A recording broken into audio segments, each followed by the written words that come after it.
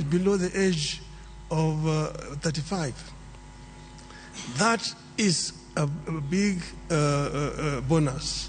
It can be a bonus or it can be a curse. If the youth are not empowered, given requisite knowledge and skills, they become a drug to society, drunkards, drug addicts, and criminals. But empowered, they become a real source for wealth creation.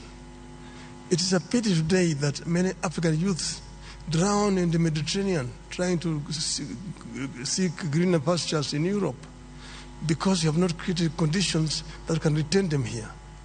Now we are saying that we want to create a situation where every African youth must be connected to the internet, and using the artificial intelligence and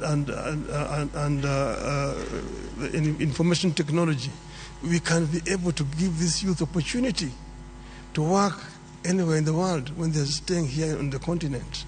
This is something that we are going to address, empowerment of the African youth, and together with the African woman, so that we create a workforce that will be helped in terms of wealth creation on the continent. This will enable Africa to leapfrog and to catch up with the rest of the world. I'm saying that I want to be a vehicle to be used to help Africa to get there.